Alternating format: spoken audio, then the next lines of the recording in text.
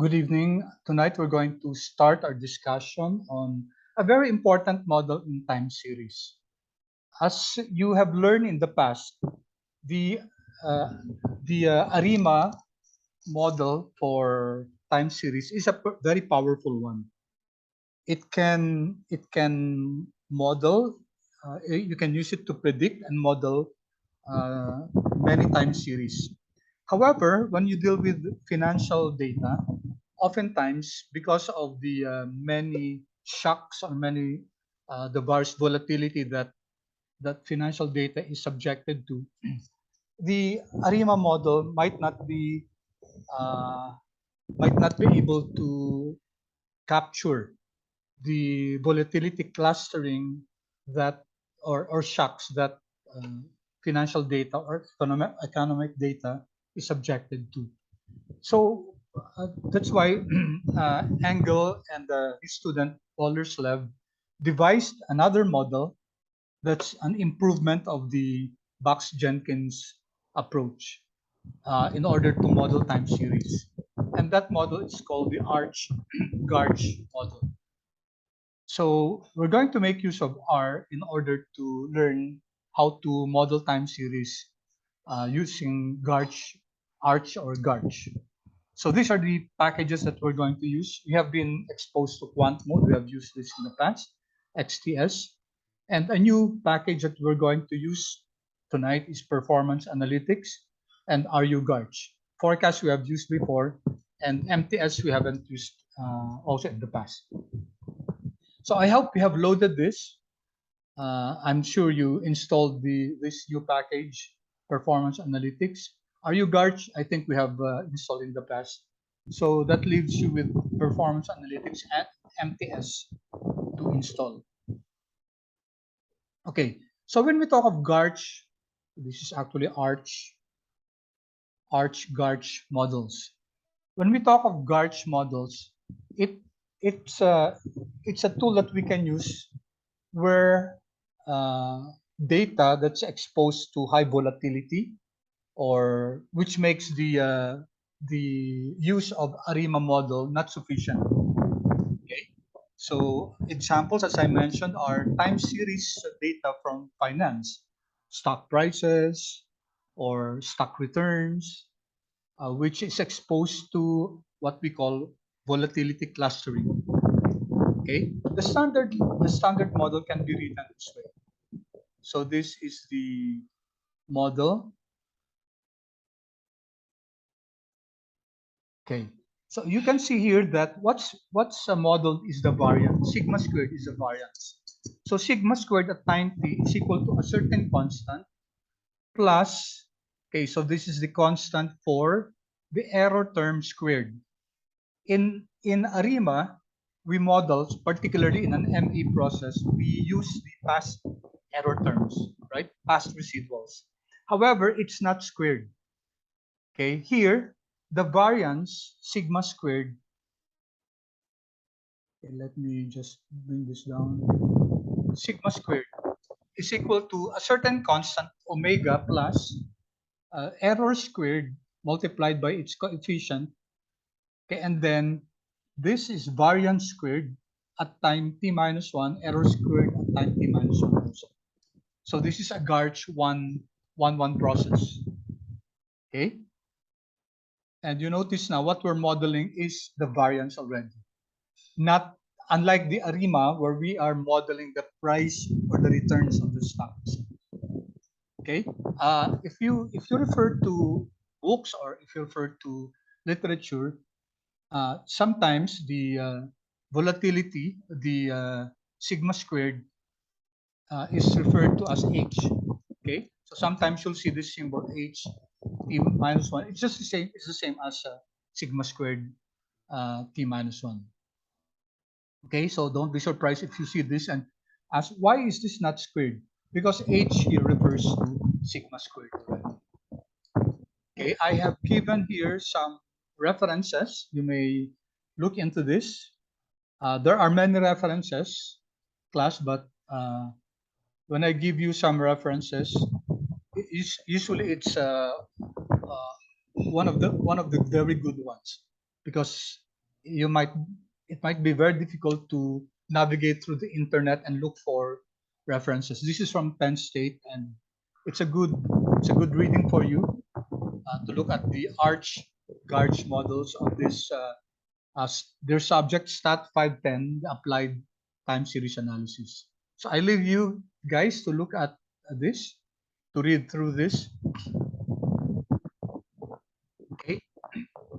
All right. Let's go back to our notes, and then I think I gave you this to you in the past. If you're writing in R Markdown equations like this, it's good to use Latex Mathematics. Okay, so this is written in LaTeX. So this, for example, this / omega, that's the Greek symbol, omega. Okay, and you can see here the code chunk for squared, for subscript.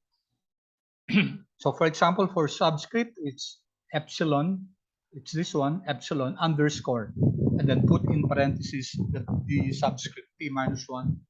For the superscript, it's caret and then squared. Initially, it's quite confusing, but as you keep on using it, you begin to get used to it, and you can use it to write formulas in our Markdown, so that when this becomes printed, it looks very good. When this becomes knitted to an HTML file. All right, so we're going to make use. Sir. Yes. Your screen is not moving. Sorry. Your screen po, nakahang. Ay, ako, sorry. Sorry. Apologies. Okay na, sir. Okay, yes. So this is what I was showing a while ago, the equation to model volatility. So here it's sigma squared. Unlike our model for time series, right? It's the price itself, right? Y sub t, or it can be the returns itself. Okay, return sub t. In Garch arts, what we're modeling is volatility. So let me, for example, show what we did last time. So we were working on this last time, and is it still here or?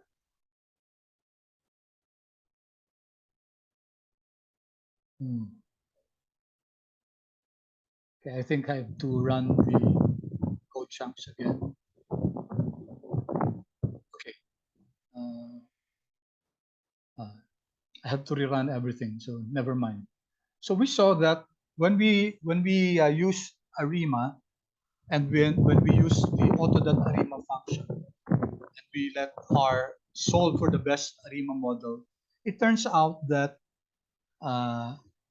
when you plot the residuals, it's not able to capture some of the volatility. Okay, and then when we plotted the autocorrelation plot, we saw that it was not white noise, no? 'Di ba? If you recall, class, hindi siya white noise, meron pa siyang significant correlation at certain lags. So that means hindi pa natin na-capture talaga. And when we plot, as I mentioned a while ago, when we plotted the residuals, makikita natin na maraming volatility clustering, which by definition is returns, or your data, which is prices or returns. There's this tendency for the price or for the returns to go up, and then an increase followed by another increase, and then another increase, and then another increase, or a decrease followed by a decrease, then another decrease, then another decrease. So that's what happens. If that happens, then we have what we call volatility clustering. And as we mentioned again and again, this cannot be captured by the ARIMA model. Hence, we have the Garch and the Garch. Okay, so here we're going to make use of again, let's use the Apple return, Apple prices. So we're going to make use of quant mode. And then the get symbols function, we learned this in the past. We're going to include the dates before the global financial crisis, which was 2008 and 2009 until 2020. Okay, we can make this 2021 actually. Okay, let's make this 2021. 2021, 1231. Okay, so let's run this. Let's run this particular code chunk.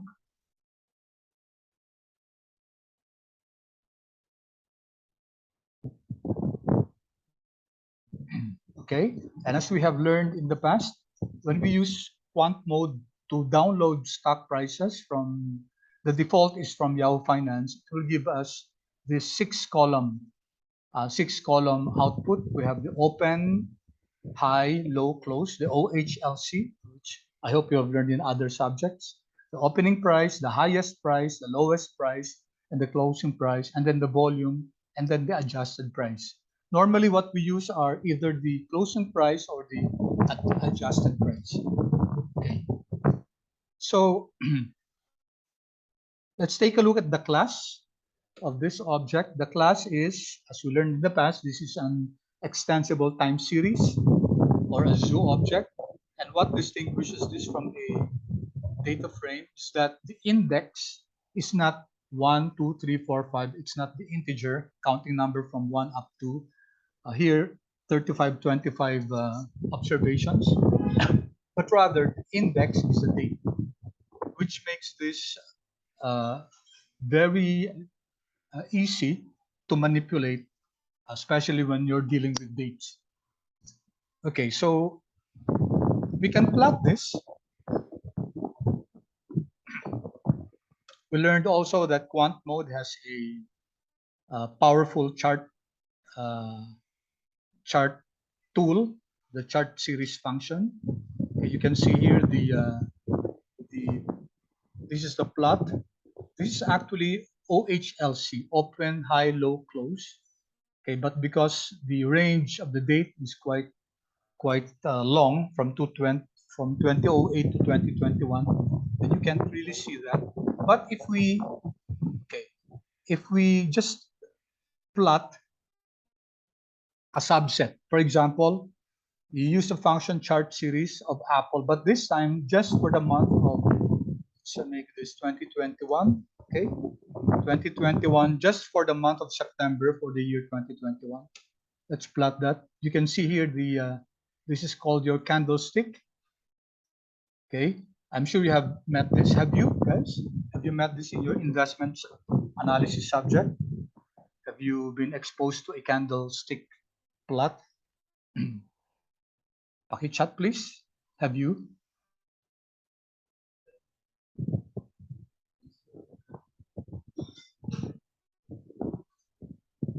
Okay, good. All right. So I'll not explain anymore how to read candlesticks. That's not really our objective for today. Okay, good.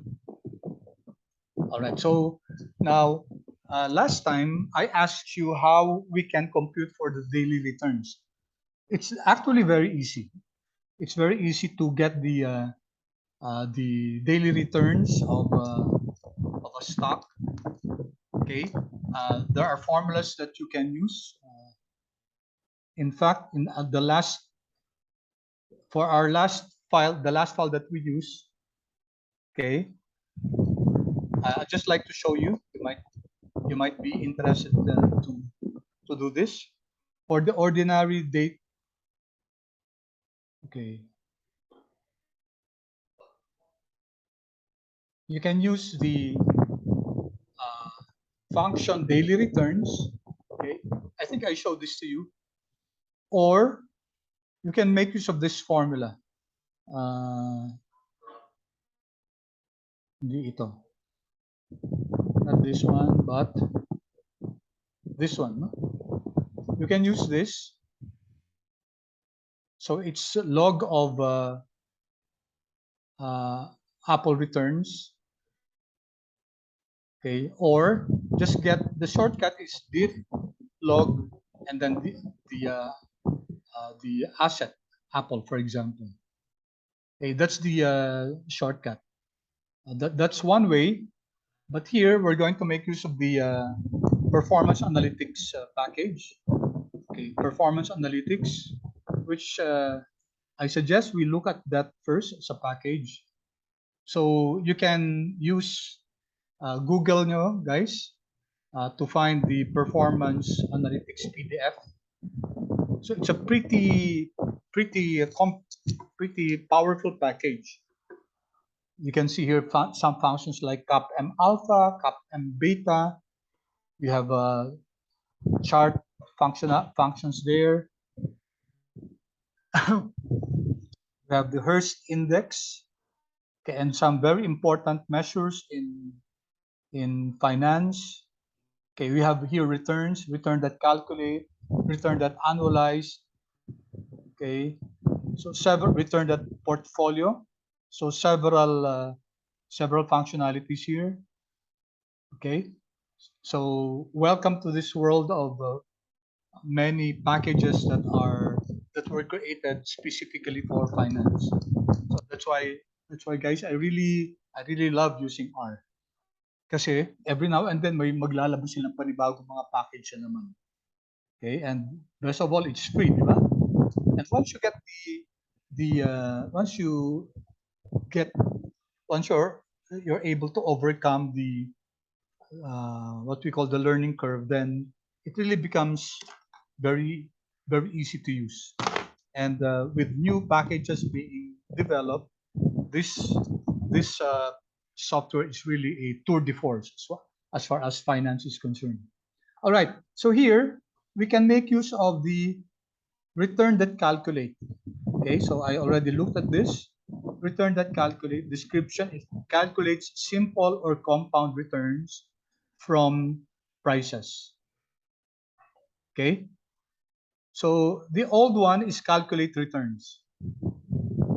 Okay, this is a newer version, return that calculate returns, but it's still used. Okay, so there's a difference between the discrete or the log. So there are different ways to calculate the returns. All right, so here, return that calculate. So I did not specify here the method. Okay, but if you want, we will show in a while. So the default here is discrete because we did not specify the method. So our prices is okay. By the way, before we go there,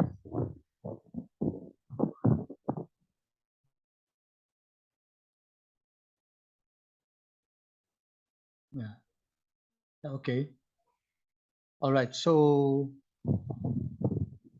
we're now here, right? Apple return. So we're creating this object Apple ret. So we're using performance analytics and then return that calculate. So let's run this. Return that calculate, and we're using. Okay, I suggest that maybe. Okay, let's insert here Apple,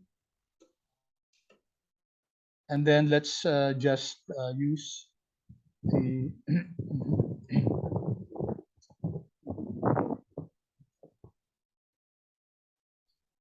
Let's subset our Apple object. 1, 2, 3, 4, 5. Let's just use the 6th column. Okay, so this is 6.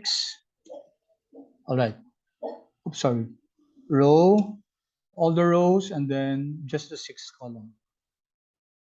Okay, we're creating this object, Apple, small a, and then we're just using the last one. Okay, so if you take a look at Apple, let me just view that view, AAPL. All right, so we just have the last column, Apple that adjusted.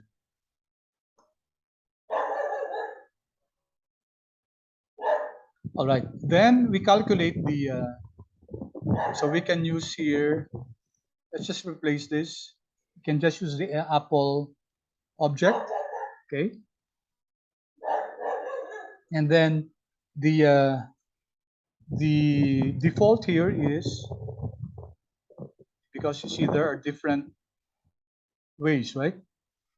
It's either the discrete or this is the simple. Okay, method is equal to, let's say discrete, and let's compare.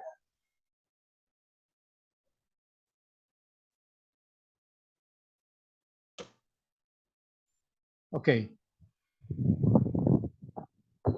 right? So we're creating this object, Apple returns.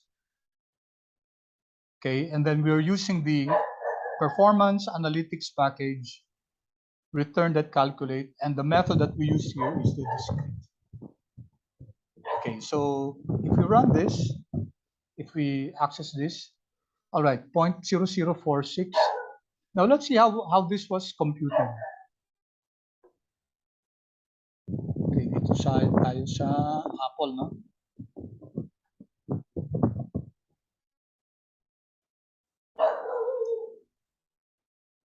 Let's copy this first two, Control C.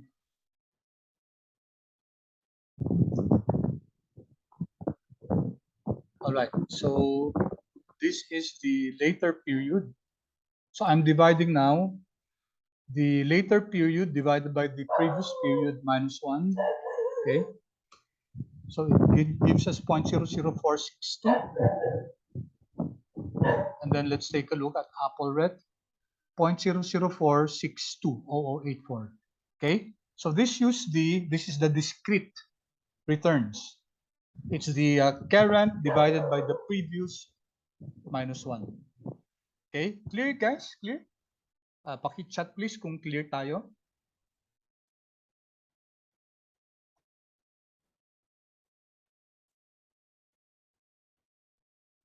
Kindly chat if clear ba yung pag-compute natin ng discrete returns.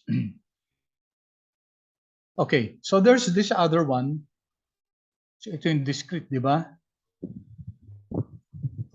Tingnan natin yung isa pa. Kasi sabi dito, okay, so let's create another one. Ito naman, AAPL ret. Let's call it 1. Log gawin natin. Apple ret L. No? Sorry for the, you can of course, Sir, yes? what is the method equals discrete for? Sorry? Hello? Yes? Yung method equals discrete, what does it do? Pag kinompute niya yung returns, ito, di ba? Ito yung natin, ito yung data natin. No? So, nung January 3, 5.944. And then on January 2, 5.94. So, how do you get the returns of that? So, yung discrete way to compute for the returns is the value, the current value between January 3 and January 2, ang mas current si January 3, di ba? Bali yung value now divided by the value yesterday, okay, minus 1.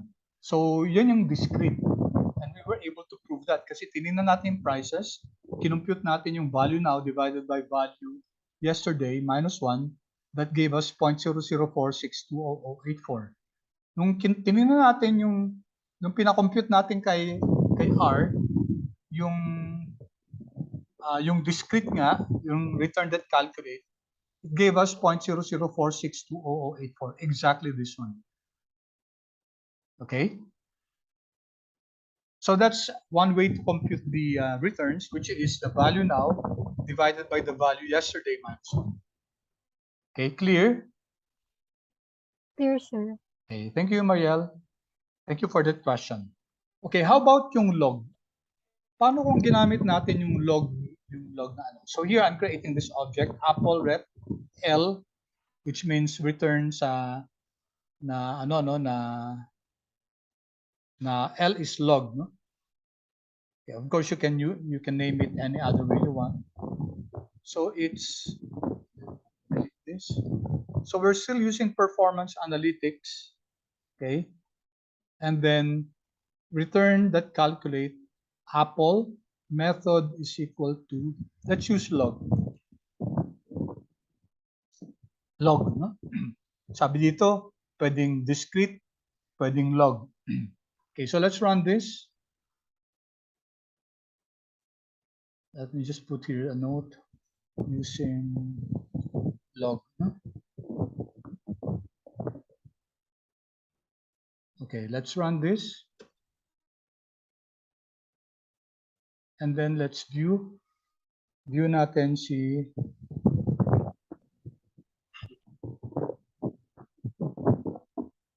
Control C, Control V. View natin siya. Okay. 0.00461. So iba, di ba? Bakit iba? How was this computed? 0.00461. So ginamit daw yung log, which is actually, so that's log. Okay, log of the price now divided by the price yesterday. So if you run this, okay, 46190. 4619017. Yun, exactly the same. Okay, so that's the difference between the log returns and the discrete returns. So oftentimes, mas ginagamit sa finance, mas ginagamit yung log returns.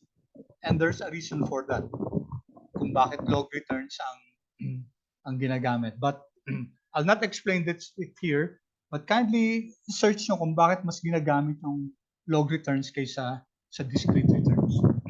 Okay? Alright, so for this, gamitin natin si log returns.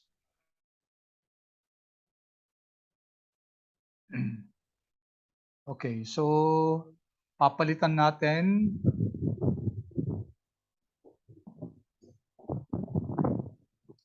for log returns. No? But, tinan muna natin, asan na si, we'll have to delete this. No? I-delete natin yung unang yung unang may missing value. So let's do that. So AAPL ret, Apple ret. Why don't we gawin natin yung L sa simula? Nakakalito ba? Apple log ret. Sige, ganun na lang. Double L, parang log returns, no? Log returns.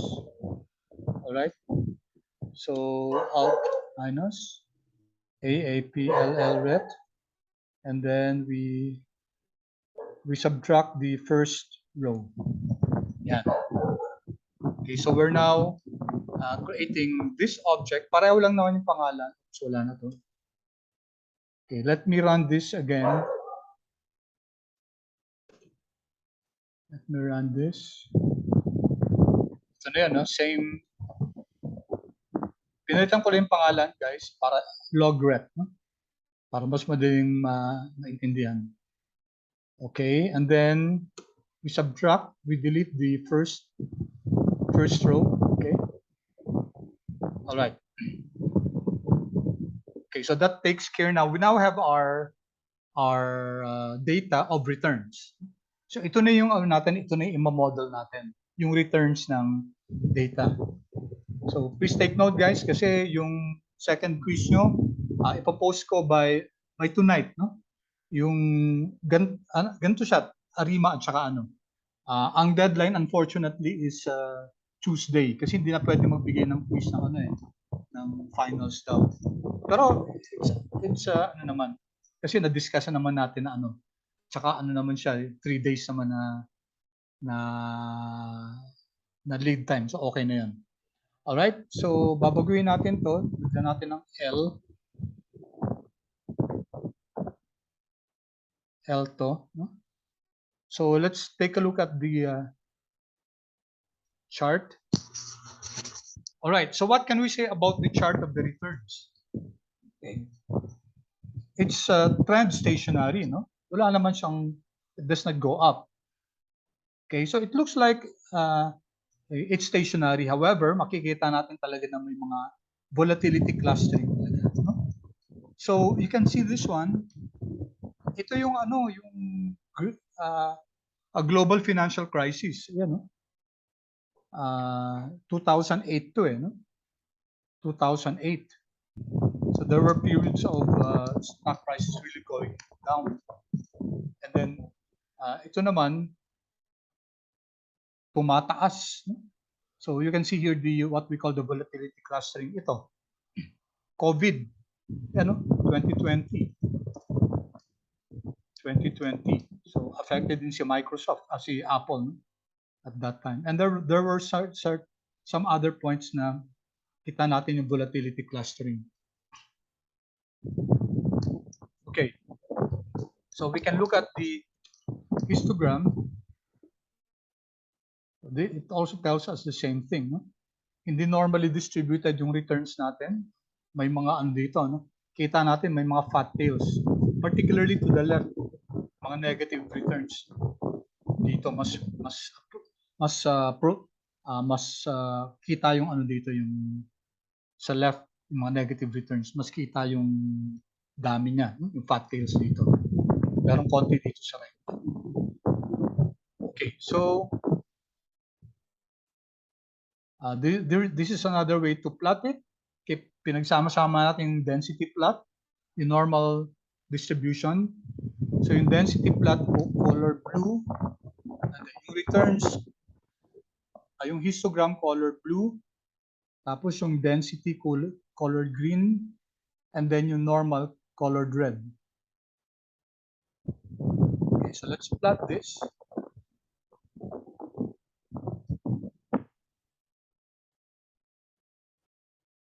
So kitang-kita nga natin dito na hindi talaga siya normally distributed, no? Normal dito. The normal should be the red one, no? Okay, so medyo picked yung ano natin, returns and data natin. And usually ganun naman talaga, no? Yung mga returns, no? Hindi siya talaga nagiging normally distributed. So as to the question, is the time series, is a time series stationary? Hindi, di ba? So ginawa na natin tong L, and take note. Well, prinat lang ulit dito, no? Hindi na natin ipa-plot to, na-plot na natin to. Tapos, nag-ano tayo dito, nag-ADF test, nag-augmented decay Fuller, which is a test of unit root, which sabi natin dati, it's almost equivalent but not exactly. Pag may unit root, not stationary yan. But there are instances na may unit, na walang unit root, pero hindi siya, pero stationary siya. Or vice versa. Okay, ulitin ko yun.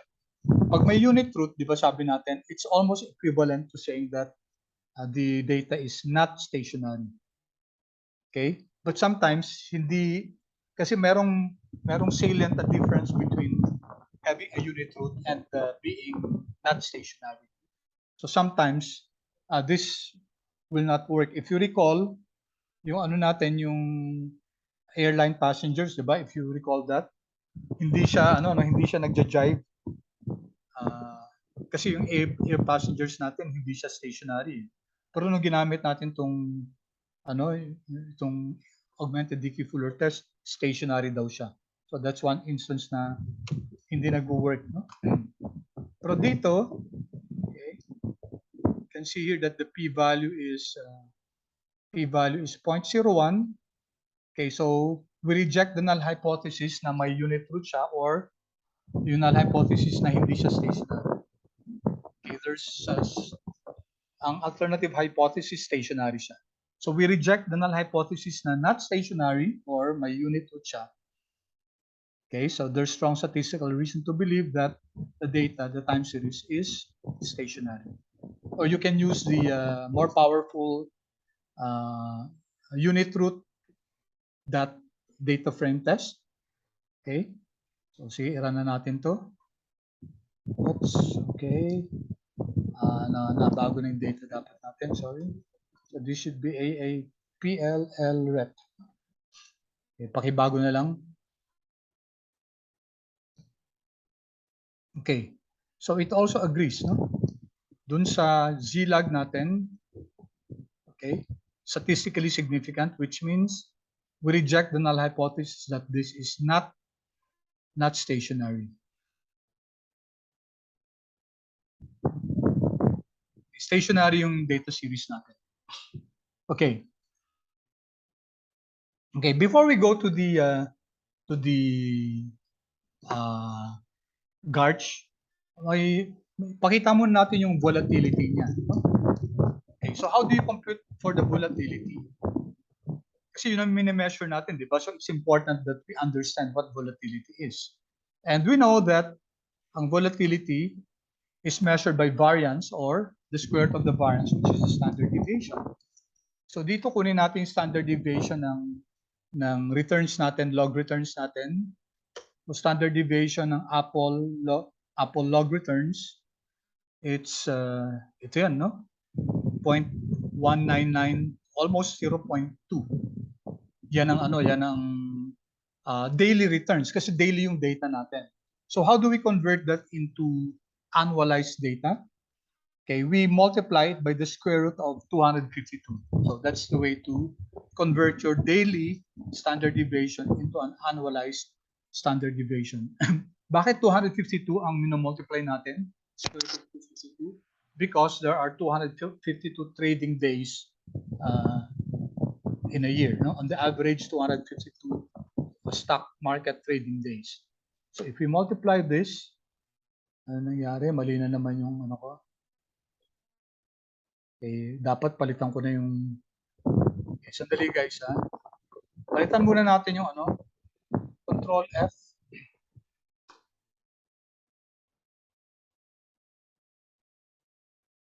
So, dito siya sa replace, no?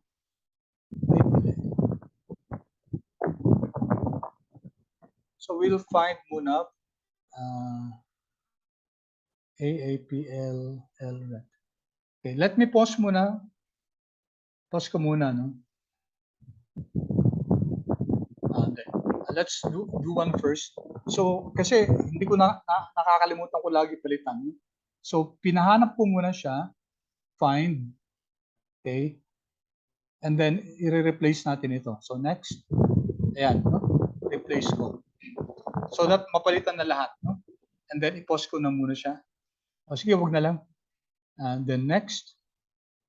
So, replace na, no? Replace, replace. So, pupunta niya lahat ng, ano, yung Apple ret, papalitan niya ng Apple log ret para mas mabilis, para hindi na ako nagkakamali at saka kasi nakakalimutan ko minsan palitan.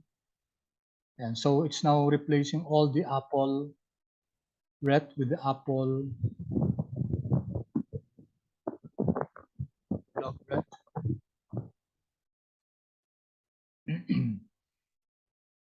Ay, umulit. Ay, sorry. Ano nangyari?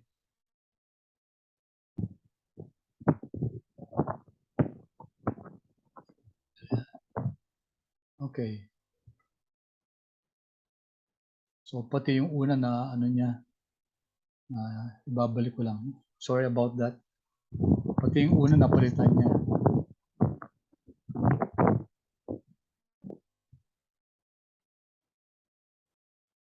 Apple ret to, no? Yung una natin.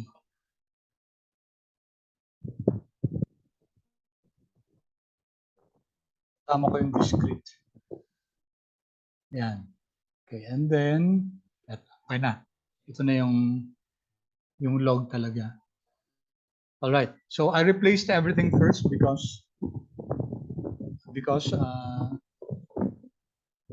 if I don't recall, nagkakamali ako eh. Hindi ko napapalitan yung log ret natin. Alright. So, okay, so let's now compute. This is now the annualized volatility.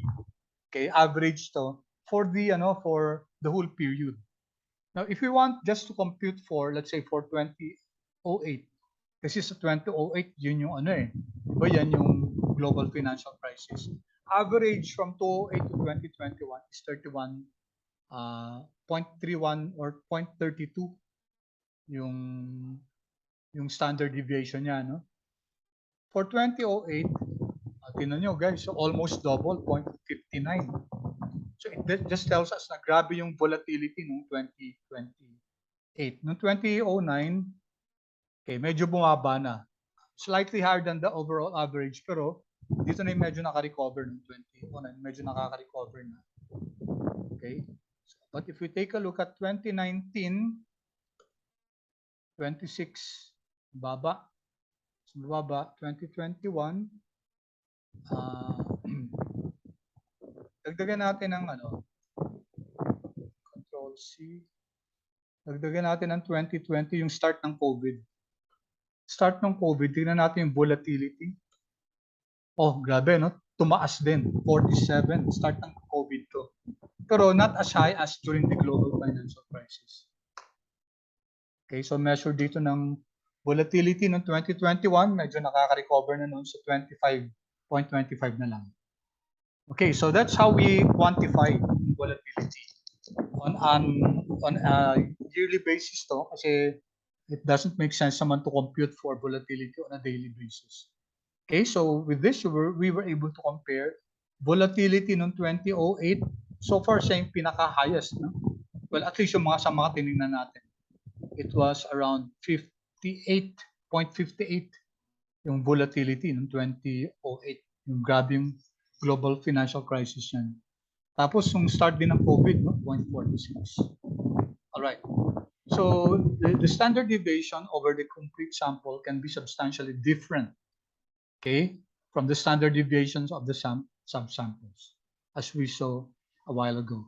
Now, we can also plot monthly volatility niya. Okay, we call it rolling monthly rolling volatility. Ano ibig sabihin nun? Kunyari, for January 1 hanggang January 31, ko-compute yung volatility, tapos ipa-plot yun. Tapos, January 2 to February 1. So, 22 trading days, no? Which is one equivalent to around 1 calendar month. So, ko-computein yung volatility on a monthly basis. Pag-compute, move on to the next day. Okay? Compute na naman, move on to the next day. Same 22 day period or 1 month. Kasi excluding yung Saturday, Sundays, sometimes holidays. We call that the monthly rolling volatility. So here we're going to partition it into 3 rows and 1 column. Iaano natin, okay? Isasabay-sabay natin dito. I-plot, hindi na kailangan to. Kasi pinaghiwa-hiwalay ko yung let me just, okay, i-comment lang natin yan. Kasi kanina, sabay-sabay to eh. Pero pinaghiwa-hiwalay ko siya. So first is yung 22 with, no? Yung 1 month, monthly rolling volatility. From 2008 to 2021, kasi natin, kasi 2021 data natin. So performance analytics din to, no? Class. So this is chart that rolling performance R is equal to Apple Ret, okay, from 2008 to 2021. With is equal to 22, yung 1 month, 1 month of trading. Function is standard days, standard deviation annualized. Scale is 252. My title, Apple's main rolling volatility. Okay, run natin. You can see here the volatility. No? So ito yung monthly rolling volatility. Tingnan nyo guys, medyo medyo may mga kita natin yung mga shocks. No? Monthly rolling volatility. So this is measuring the the standard deviation. Okay. And then if we use the quarterly naman,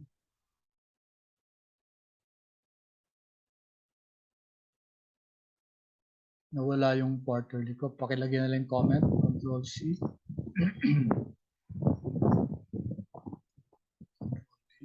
So this is quarterly. Quarterly. width is equal to 66. No? Kasi 22 per month. Quarterly. Okay? So 2008 to 2021, ang width niya 66. No? So just the same as the above. Kaso, guys, since 66 na yung binibilang natin, 66 trading days na, and then kinocompute natin yung volatility, hindi na ito as noisy as the monthly. No? If you can see, yung pag-compute niya ng standard deviation ng every 66 days. So 66, and then another 66. Notice na medyo mas smooth na siya, no? Ng konti, no? As against the volatility ng yung annualized natin, yung month natin, no?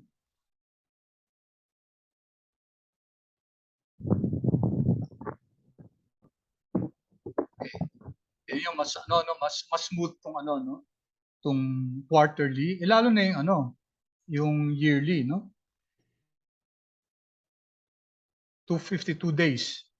So as I said, kukunin yung first 252 days, tapos co-compute yung standard deviation, isang point na yun. And then go to the following day. No? So advance ka ng advance ng isang araw. Okay, so you have several 252 days. All right? So co-compute yung standard deviation on, and then co-collect, and then ipa-plot natin. This is how it will look like.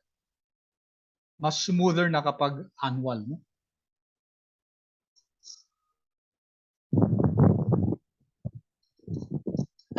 Okay, here you can see that the annual rolling volatility less na nakikita yung kasi kinukuha mo ning for 252 days eh. Unlike kung kung kukunin mo lang 22 days, mas makaka-capture mo yung shocks no ng volatility natin. Okay, so moving on. All right. So makikita natin yung volatility sa sa using rolling volatilities. However, guys, medyo medyo quite simple in practice.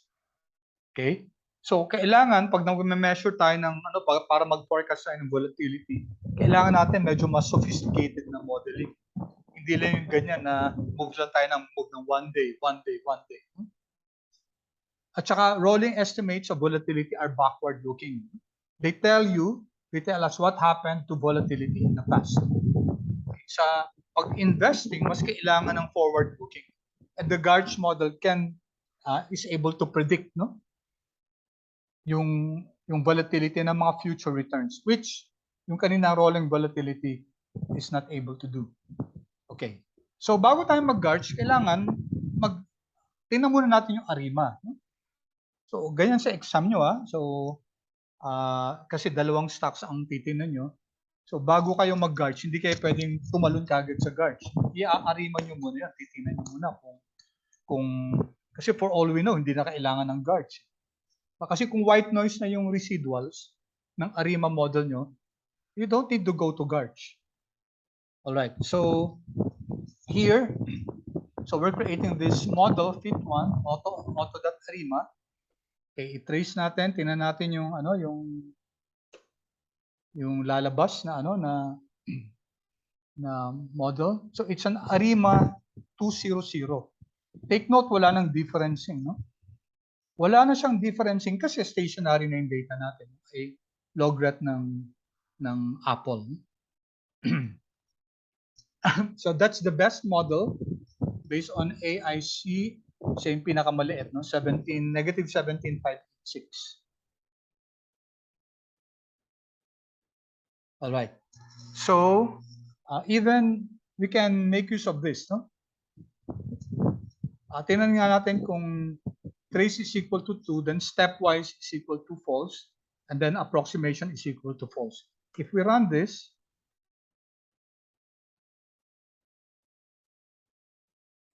okay. Anong ginawa niya? No? Ang ginawa nito, kasi ito, yung una natin, approximation lang to. So dito sa model natin dito, tinanggal natin yung yung approximation, no? So what happened was, nag-include pa siya ng ibang ng ibang mga models, no? Tinuloy pa niya, and ang lumabas dito, the best model is ARIMA 302.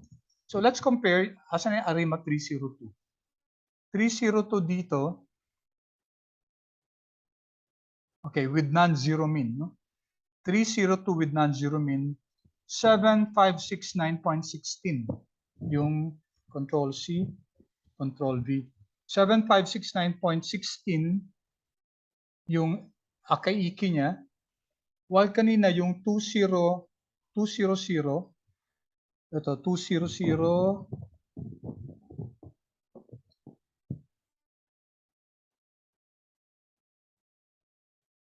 saan na yan?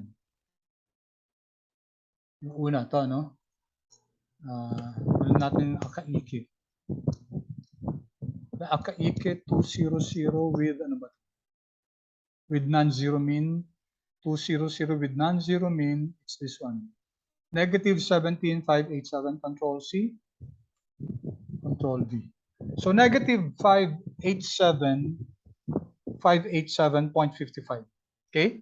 Ito, negative 17,569.16. So sino yung better model dito?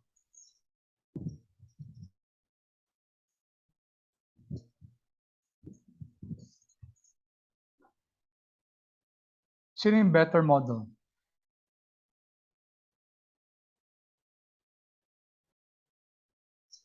Okay, i-run ko ulit to Okay? I-run ko yung wag siyang mag-approximate, no?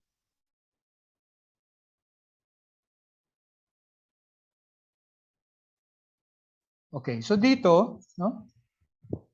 So nabago na yung computation dito. ARIMA 200 natin kanina with non-zero mean, that's 1573.3. Let me copy this. Control C,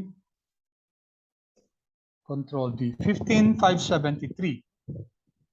And then dito, sabi niya ARIMA 02, ARIMA 02 with non-zero mean, negative 1577, Control C, Control D. Okay? 1577. All right. Just to explain to you, kanina, nung rinan ko to, yung trace is equal to true lang, in-approximate niya yan. Kasi ang default dito, approximation is equal to true. Now, when we use the more complete model,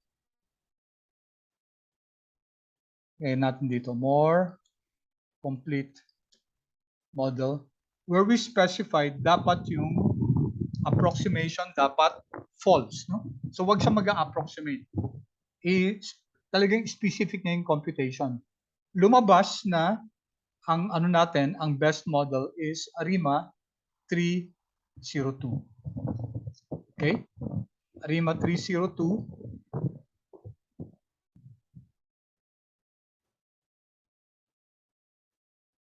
Okay, so that's the one that we're going to use. So based on summary natin to, summary fit 1.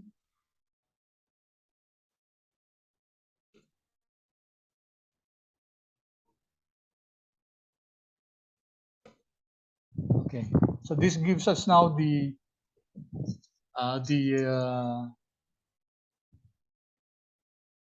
coefficients, no?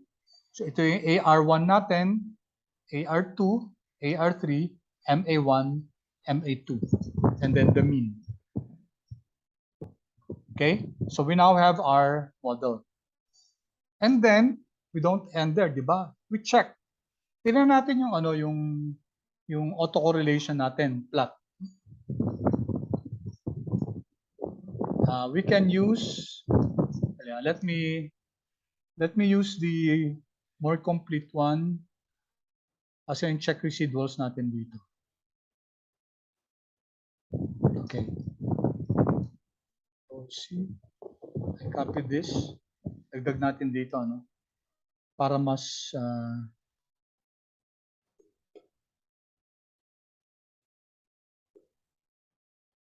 Okay, so let's first plot the autocorrelation function. Okay, take a look at this. So, hindi siya white noise, no? Medyo may mga significant, there are significant lags,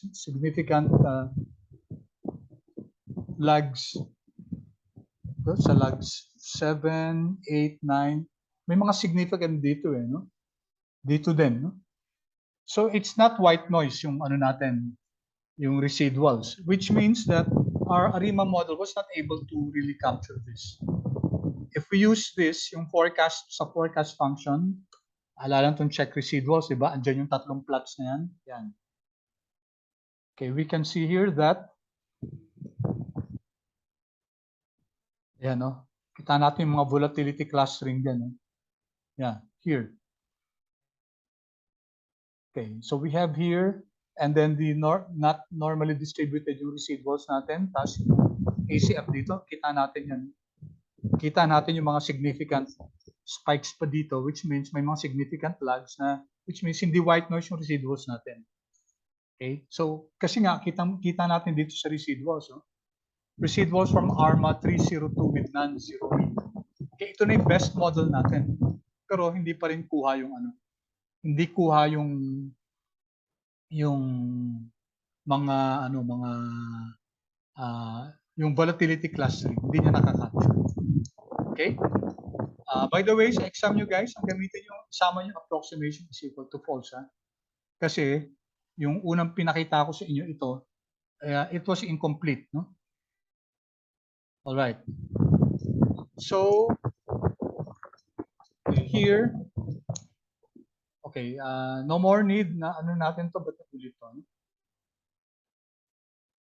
Sir, Yes? what would it look like if it's already there's white noise?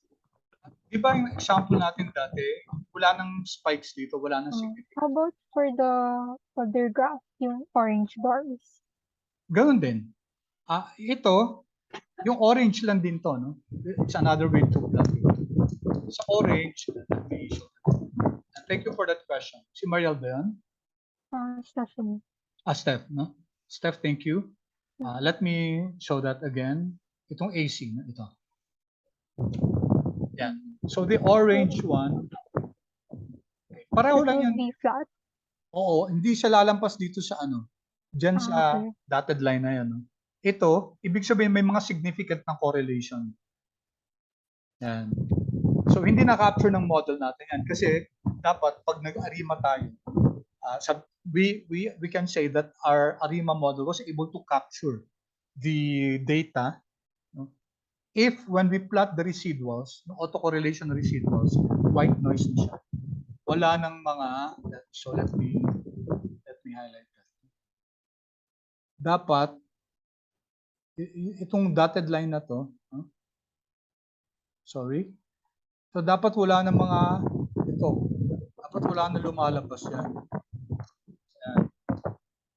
Kasi ito, it tells us that these are presence of autocorrelation to no? May autocorrelation. Ibig sabihin, hindi na-capture ng ARIMA model natin yung autocorrelation na to. Okay? So enter si Garch.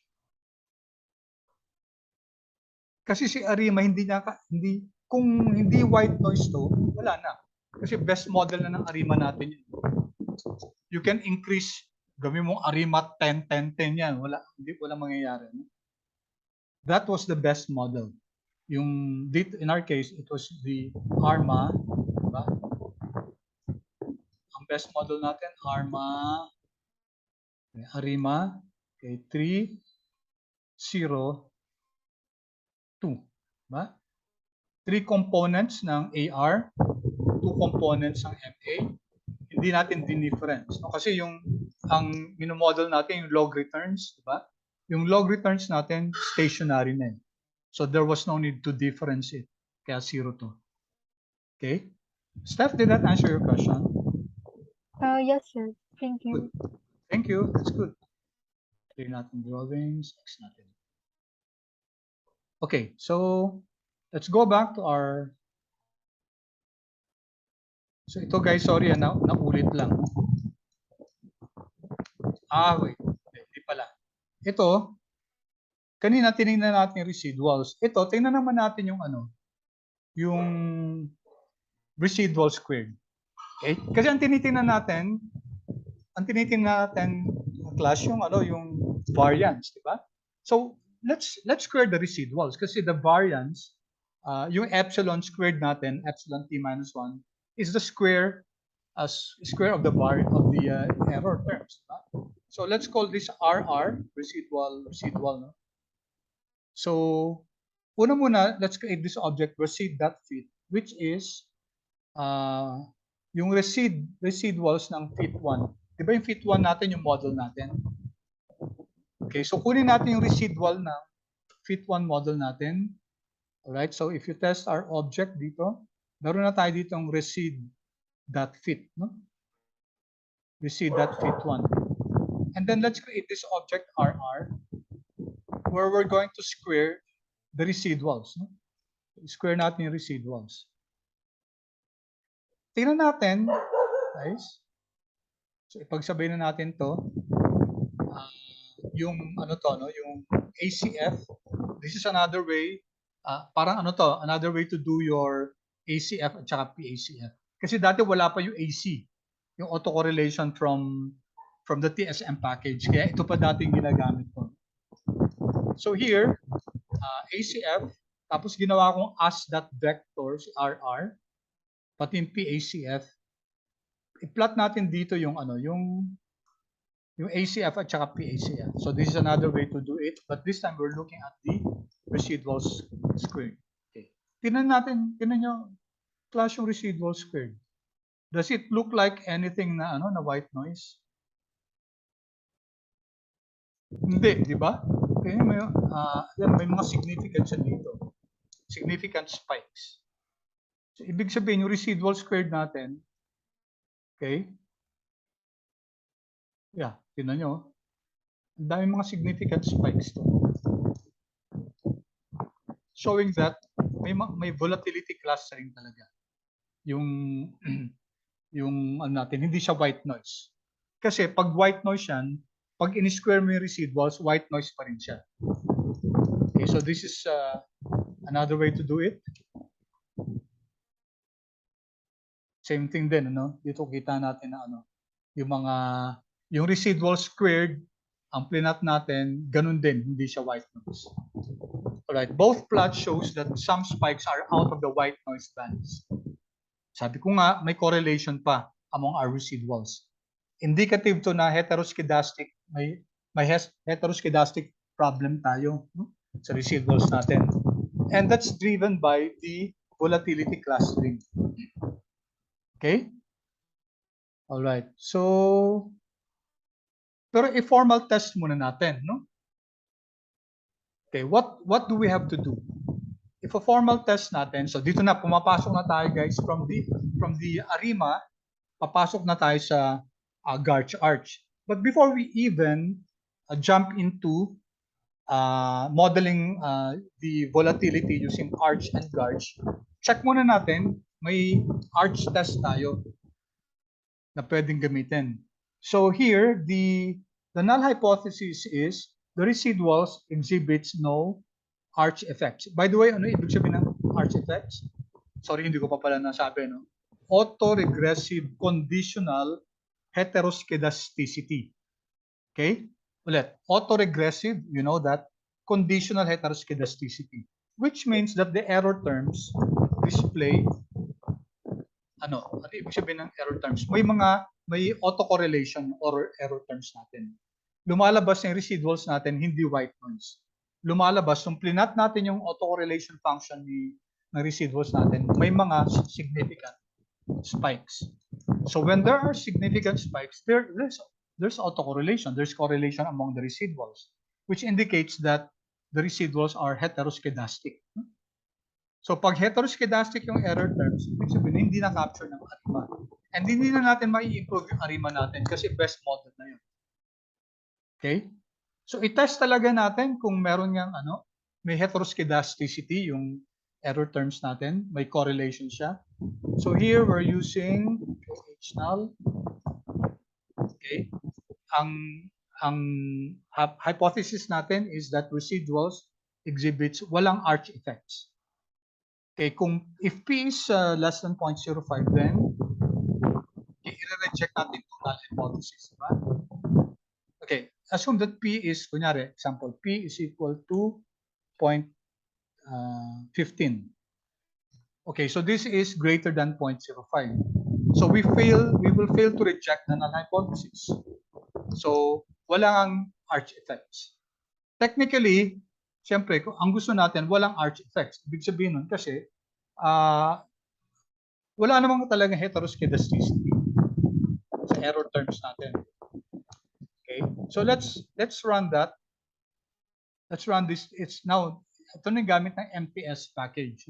Tingnan nyo na lang, class, ko ano yung ginagawa ng MPS package. No? So we do this arch test, and yung residual squared, guys. Okay, ito yung minomodel natin, kasi na yung resid fit natin, just to show you. Okay, di ba? Ito, no? Yung residuals, sorry. Resid that fit is the residuals from fit 1. So, i-check natin kung yung residuals natin, if they are heteroscedastic or not. Sige, i-run natin to. Run. All right. What do we get here? P-value is 0. No? P-value is 0.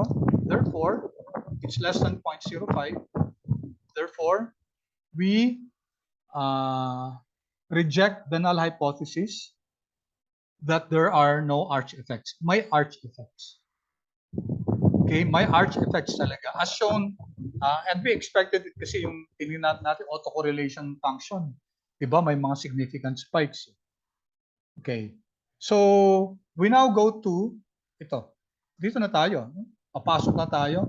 Since nakita natin, na-prove na natin statistically that our residuals coming from the ARIMA model were heteroscedastic, were heteroscedastic siya, then hindi sufficient yung ano natin, yung ARIMA model natin. Okay, so I'm sharing with you here a link. Okay, Garch 101 introduction. Okay, so sana guys mabasa nyo rin, ma-browse nyo. Kasi it gives us a good introduction of what a Garch arch process is. Medyo may quantitative aspect. Mahaba-haba siya. Pero just browse through that. Yan. So sample to, no? Ito, Dow Jones, no? Nasdaq.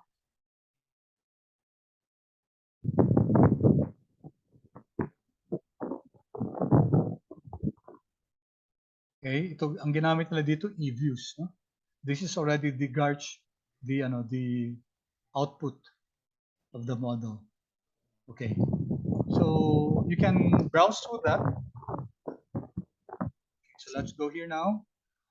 And another one, let me just show this to you.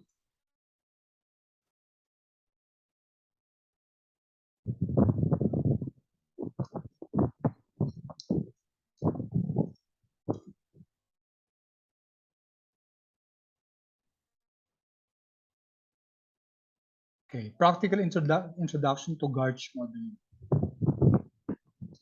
All right, so just go through this para makatulong sa better appreciation, better understanding. Okay, so this is now what we're going to use. RU Garch.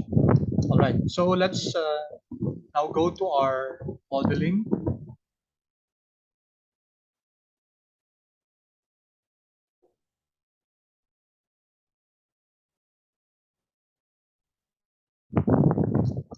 Okay, so how do we now model? How do we now model yung Garch natin? Okay, balik lang ako Ano yung model natin ng Garch? Ano yung model natin ng Garch? Okay, ito yung model natin ng Garch. Annotate ko lang to. Okay. So, this one,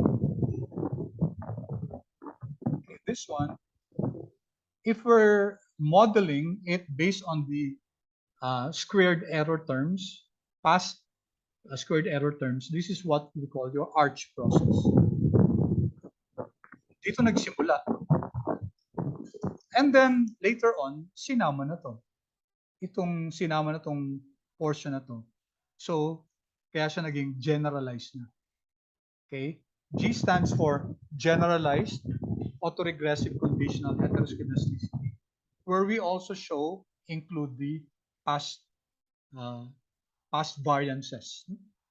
So nagsimula siya arch process lang, okay, where we look at the error terms, square it, and use it in order to model your volatility,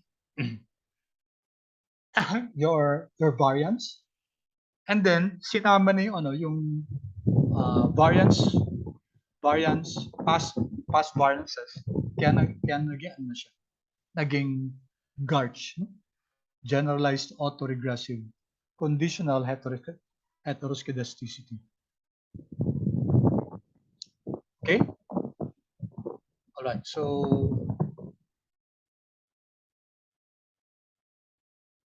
balik na tayo dito.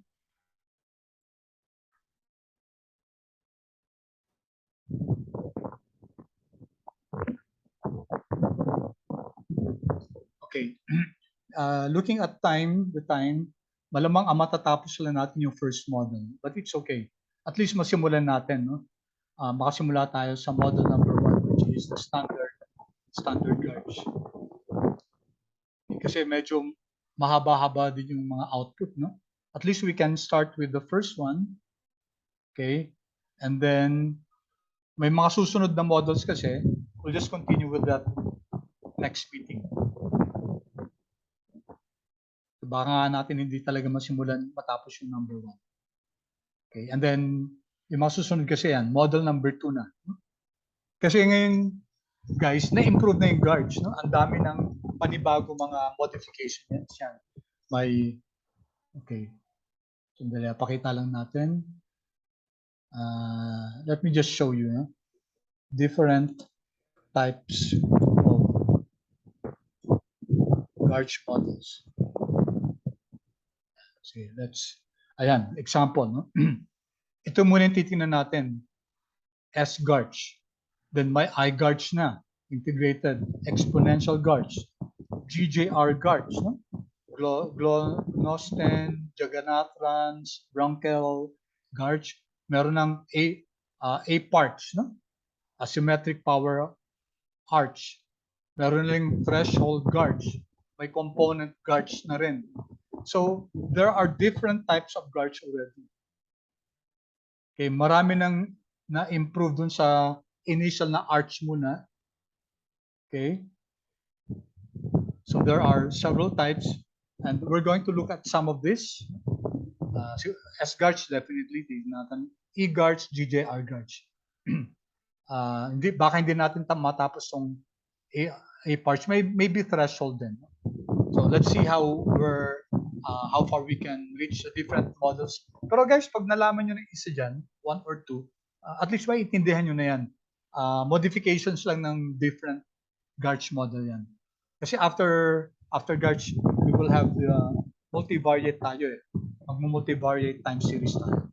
Kasi so far, ang tinitingnan pa lang natin dito ngayon, univariate lang. Ibig sabihin, isang time series lang tinitingnan natin. Okay, sige, let's now go here. Right. So, it's good that sino ba nag-develop ng ng AUg? Wait, let me check kasi sorry. Dapat alam natin 'yon, no? AUg. Take a look at the package.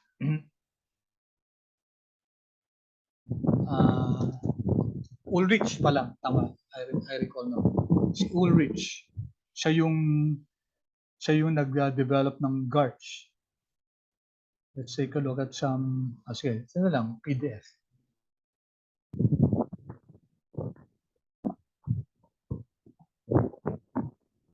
Yan. Ay, hindi pala. Si Galanos pala, sorry. AUg was developed by Alexios Galanos. Greek yata to. Greek econometrician. So this is the PDF, no?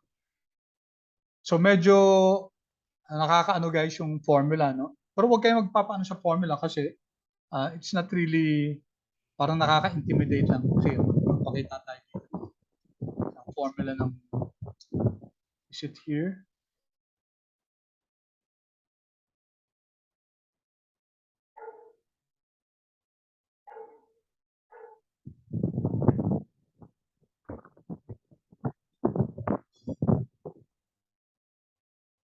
So sana yung pinaka-formula niya. Okay. Ito yung si Boleslav, no? Sabi ko. Ito, it's just a certain constant, no? So this is the arch process. Diba? A alpha sub j from j equal 1 to q. So ito lang yung ano, yung logs ng ano ng error squared natin. It can be t minus 1, t minus 2, t minus 3 hanggang q logs, diba? Tapos ito naman yung sa variance squared, sigma squared to. Ito epsilon squared. T minus I lang or T minus J. It's just the same. Ito yung omega natin. Ito yung omega. So this is how Boleslav developed yung arch. Sa Garch may kasama na siyang iba. Okay, so ito yung iba't ibang klaseng. Nababago lang example, nababago lang yung formula. Okay, may modification lang yung formula. Okay? So, sige, balik na tayo to, no? Si Galanos pala yung nag-develop nito. Itong Garch AUg na package. Okay. So we start with the standard Garch. S-Garch. Ano yung S-Garch? Si S-Garch, constant mean siya, no? Constant mean. It's modeling with constant mean. All right, so explain natin ha. So we're going to make use of the AUg package. So medyo may steps para gamitin yung AUg, no? Okay, we're going to use the ugarch fit function. Okay, and it does a joint estimation of all the mean, the variance, and the distribution of the parameters. Okay, so let me illustrate here. All right, the first step is gagawa tayo ng specification. So magkakreate tayo ng spec na object, spec, and then we're going to use this function ugarch spec. Okay, so let's illustrate that. Okay, so we're going to i-model natin si Apple log returns using our function. So una muna, specify muna natin yung ugarch spec natin. So si ugarch spec, meron tatlong components yan. Yung mean, yung variance, at saka yung distribution. So kailangan ma-define natin tong mean, variance, at saka yung distribution. Alright, for mean returns, alam naman natin yung mean natin, manggagaling yun dun sa ARIMA process natin. So ang basic, pwedeng gamitin ng ARMA 00. Ibig sabihin, hindi natin i-consider yung impact ng ARMA. Okay? So yung return natin is equal to omega lang. Remember, ano ba yung ARMA natin? Alala niyo yung ARMA natin? Sige, pakita ko ulit ha. ARMA, kunyari ARMA 11. Ano ba itong ARMA 11? If you recall guys, diba y sub t is equal to, diba? A certain constant, no? A null plus A1 times, alala nito, y sub t minus 1, okay, plus B1 times epsilon t minus 1 plus certain error term. Diba ito yung ARMA 1-1? Okay. Kasi pwede natin isama sa Garch model natin. Pwede natin isama yung ARMA process natin. Pero yung pinaka-basic, yung sa standard natin, pwedeng tanggalin muna natin itong ARMA natin. Ang ilalagay lang natin, itong constant na to. Ito yung mu natin. A sub O is equal to your mean. Another way to write that, diba? Ito yung magiging ano natin, no? Ito yung mean natin. Yan. Mu. So, no AR and MA component. Yan ang magiging simpleng model natin. Alright. And then, kasi di ba tatlo, meron siyang mean, meron siyang variance, meron siyang distribution. For the second one, yung variance model natin. Okay, gagamitin natin si standard Garch, which is 1 Garch 1, 1, which means 1, ibig sabihin, ito yung para sa error squared. So, t minus 1 lang yan. Error t minus 1 lang. Kasi, log 1 lang. Tapos, itong 1 naman dito, that will be for our variance. Sigma squared, log 1 lang, t minus 1. Or if you recall, another way to write that is h, t minus 1. So, pareho lang to, di ba? Okay? And then, thirdly, for the distribution, we will assume na ano muna, yung normally distributed siya. Okay. Clear muna.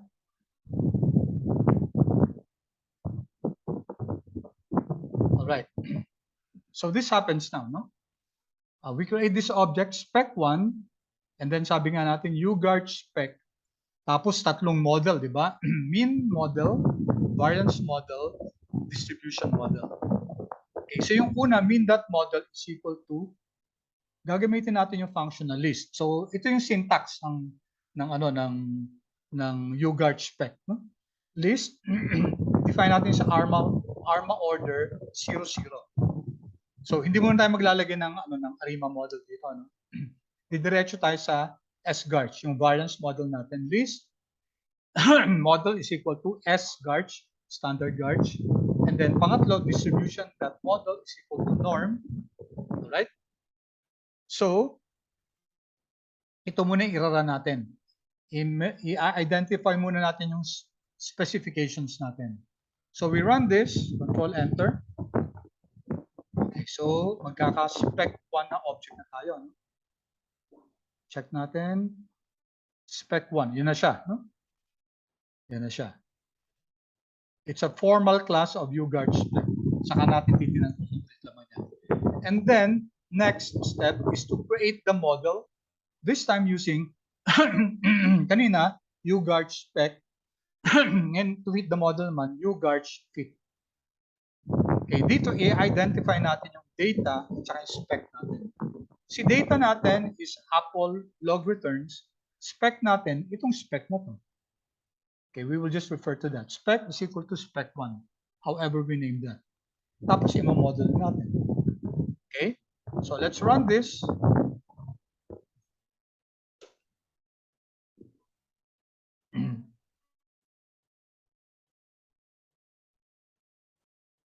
Alright, so, tignan natin ano.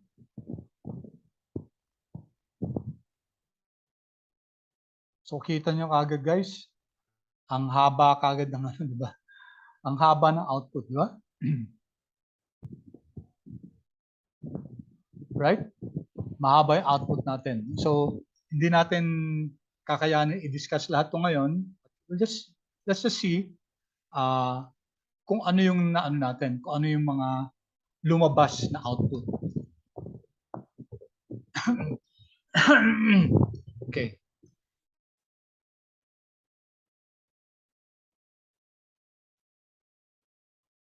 Alright? So, ito yung lumabas na output, no? Garch model fit. So, una, define yung Garch model. Ba? S Garch 1, 1, di ba? 1 ng arch, 1 ng epsilon squared, 1 ng sigma squared. Yung error squared at saka yung variance. Mean model natin, this is AR. Ano to? Fractionally integrated. So this is another type of ano. Pero ang sinasabi sa atin ito, yung AR component, wala. Di ba wala tayong pinasok na ARMA? 0, 0, 0 din to. No? Distribution norm. And then what do you have here? So ito na yung outputs natin. Mu, ano tong mu? Ano tong mu? This is the mean, di ba? This is coming from your mean model. May average tayo, mu. Ano tong omega, alpha, beta 1? Ano to? Di ba? Ito yung components natin ng arch natin. Okay, ito yung epsilon t sub 1 squared. Ito ngayon yung sigma squared t minus 1. Okay? Balik dito. Ano yung Garch model natin?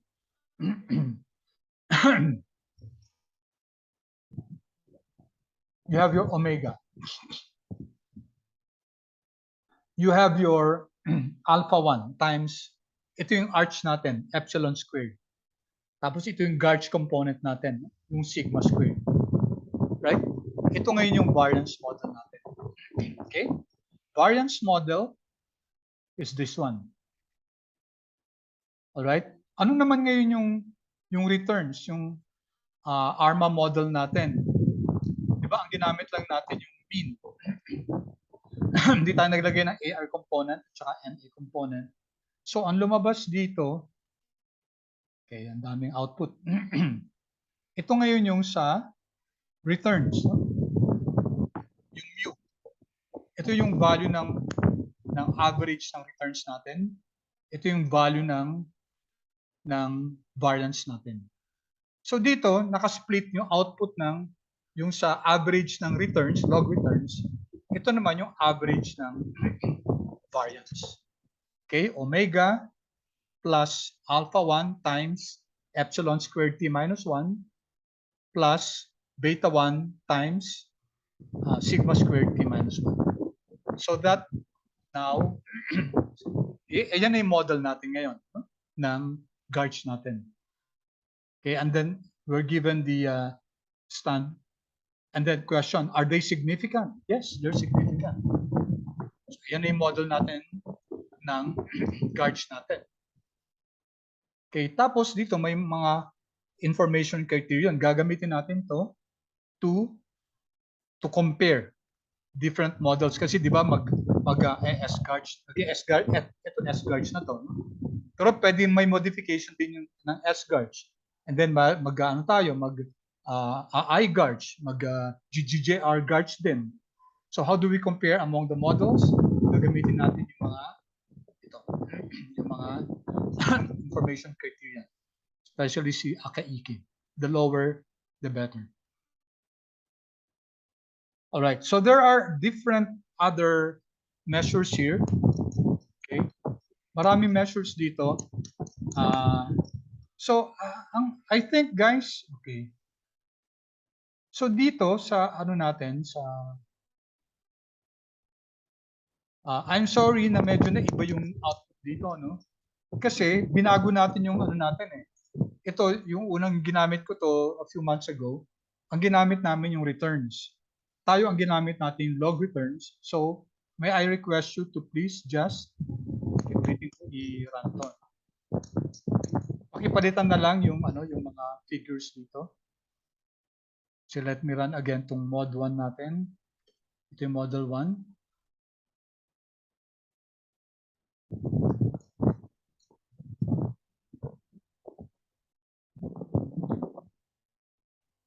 So ito muna yung optimal parameters natin. Control C. So dito sa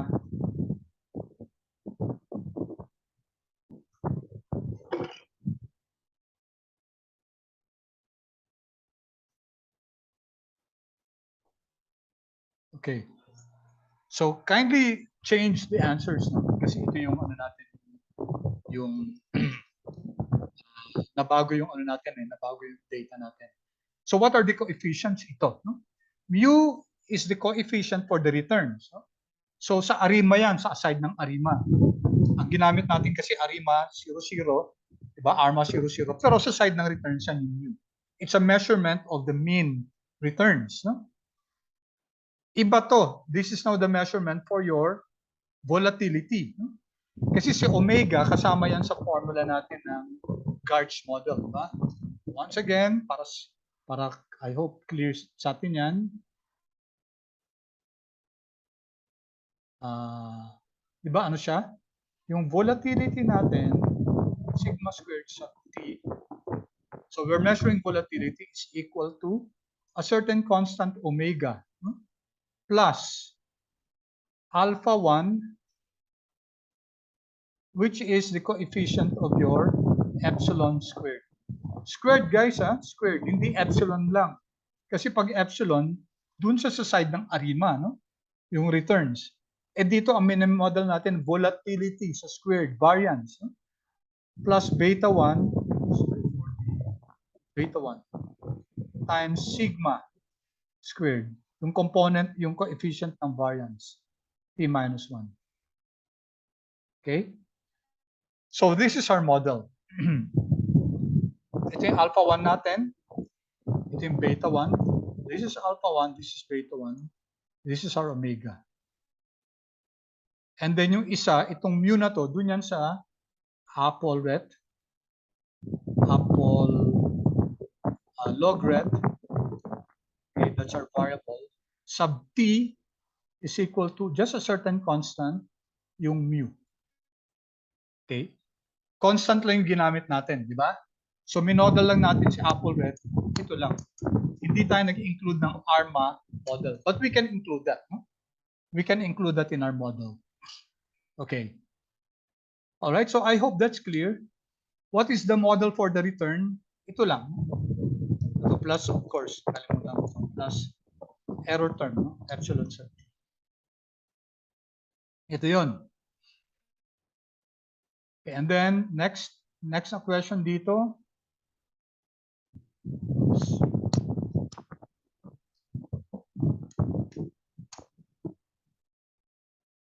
So pakipalitan lang to guys, iba yung ano nito, no? And dapat ito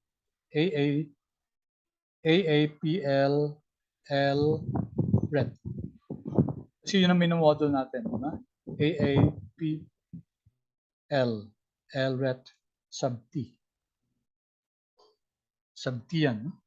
Is equal to whatever that value was, no? And then what's the model for volatility? H sub t, which is also sigma squared sub t, is equal to the omega plus, this is the alpha 1 plus, this is the beta 1. Okay? And then the information criterion is here. So ito, dinisect lang natin, no? Inisa-isa natin kung ano yung mga components ng output natin using Garch fit. Okay? And others. All right. So let me stop there kasi medyo very nakaka-overwhelm din yung Garch talaga, no? But kindly review this, no? Kindly look at this kasi ito yung quiz nyo, iibahin lang natin yung stuff tapos of course may kasamang analysis. All right. So let me stop our recording.